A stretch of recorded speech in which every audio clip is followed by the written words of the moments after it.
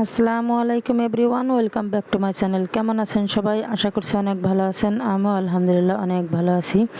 আজকে পঞ্চম রোজার ইফতার করলাম। আপনারা আমার ভিডিওটি শেষ পর্যন্ত দেখবেন।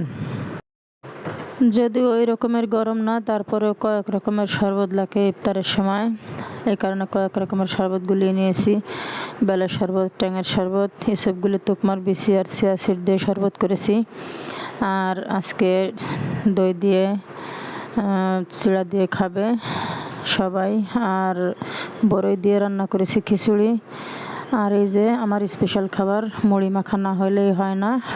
টুকিটাকি আয়োজন করেছিলাম আজকে পঞ্চম রোজার ইফতারে। আপনারা সবাই ভালো থাকবেন, আমার জন্য দোয়া করবেন, আর আমার ইউটিউব চ্যানেলটি সাবস্ক্রাইব করে দেবেন। দেখেন এই যে ছোটো মেয়ে নিচে থেকে খেলে আসছে, সে এখন গেমস খেলায় ব্যস্ত। ইফতার আগ পর্যন্ত গেমসই খেলবে।